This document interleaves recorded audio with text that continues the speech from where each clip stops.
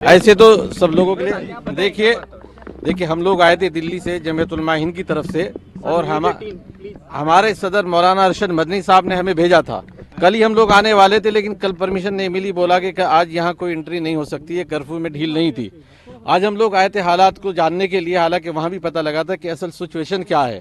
हमने जाना, इलाके के लोगों से भी पूछा, जो जिम्मेदारान हैं उनसे भी रब्ता किया। हमें बताया गया कि भाई यहाँ असल जो विवाद शुरू हुआ है, जो मस्जिद और मदरसे का डेमोलेशन हुआ है।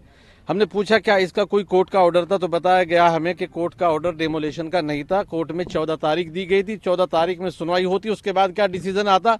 उसके बाद हमें ये नहीं था कि अगर वो गैर कानूनी है कोई चीज़, ज़बरदस्ती हमारी कोई मस्जिद मदरसा सरकारी या प्राइवेट ज़मीन पर नहीं बनाया जा सकता, लेकिन डेमोलेशन का ऑर्डर होता। यहाँ नुज़ूल की ज़्यादातर ज़मीनें हैं, कुछ लोगों ने फ्री होल्ड करा रखा है, कुछ की एप्लीकेशनें लगी हुई हैं, तो जो भी होता वो ऑर्डर अगर कोर्ट का आ जाता, डेमोलेशन का कोई मसला नहीं था।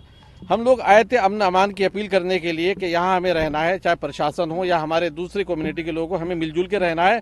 मुल्क में जब हालात ख़राब होते हैं तो सबका नुकसान होता है, मुल्क भी पीछे जाता है।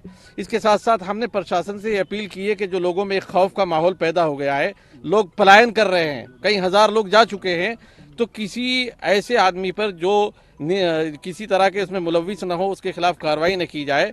कोई जो लोग इसमें है, ऐसा भी होता है कि मरतबा भीड़ इकट्ठा होती है, उस भीड़ में ऐसे सामाजिक तत्व भी आ जाते हैं कि जो उस भीड़ का हिस्सा नहीं होते लेकिन आकर के माहौल को ख़राब कर जाते हैं। तो हमने ये अपील की कि ऐसे लोगों की आप निशानदही करें कि कौन लोग ऐसे थे कि जिन्होंने माहौल को ख़राब करने की कोशिश की। जो लोग भी समाज को और माहौल को ख़राब करना चाहते हैं उनके खिलाफ कार्रवाई हो, लेकिन निर्दोष के खिलाफ किसी के कोई कार्रवाई ना हो। ऐसे हालात में होता कि बहुत सारे निर्दोष फंस जाते हैं। हमने ये भी अपील की है कि कर्फ्यू में ढील दी जाए। ऐसे भी लोग जो बीमार है, परेशान है, उनके दिलों के अंदर खौफ है। हमने वहाँ जाने की भी रिक्वेस्ट की थी, लेकिन हमें कहा गया कि आज तो नहीं, 2-4 दिन के अंदर हम आपको लेकर के जाएंगे। तो ये अपील करने हम आए थे, अमन की अपील लेकर के यहाँ पर आए थे। प्रशासन ने क्या कुछ अभी जवाब दिया? प्रशासन ने हमें यकीन दहानी कराई कि हम आपकी बात, चूँकि अभी यहाँ कोई एक बड़ा इवेंट है कोई चीफ जस्टिस के लिए, वहाँ पर बड़े अधिकारी गए हुए हैं कि हम आपकी बात उन तक पहुँचाएंगे और हम किसी भी ऐसे आदमी को जो बेकसूर होगा उसके खिलाफ कार्रवाई नहीं करेंगे। जो कसूरवार हैं उनके खिलाफ कार्रवाई होगी।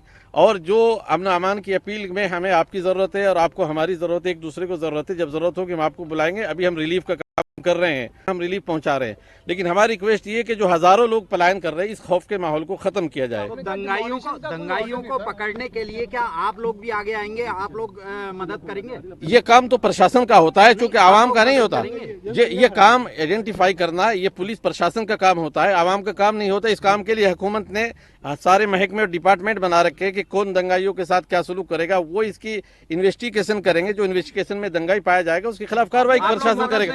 नहीं, हम क्या मदद करेंगे ये बताइए। हम तो ये कहते हैं कि हम आपके अमन अमान में मदद करने के लिए आए हैं, लेकिन आइडेंटिफाई करना तो प्रशासन का काम है। कानून के ऊपर पालन कराना ये प्रशासन का काम है, कानून को हाथ में लेना ये पब्लिक का काम नहीं है। इस काम के लिए गवर्नमेंट ने बनाए हुए डिपार्टमेंट से जो इस काम को देख रहे हैं। आपने कहा कि डिमोलिशन का कोई ऑर्डर नहीं था, ऐसा आपको बताया गया, लेकिन स्टे को भी लेकर भी कोई बात नहीं कही। नहीं, स्टे को कार्रवाई है, वो निगम की अपनी कार्रवाई थी। नहीं, निगम की कार्रवाई, अगर कोई कोर्ट का ऑर्डर है आप हमें दिखाएं कि कोर्ट का डिमोलिशन का ऑर्डर है, ये ऑर्डर दिया गया था। अगर ऑर्डर था तो हमें कोई ऑब्जेक्शन नहीं है।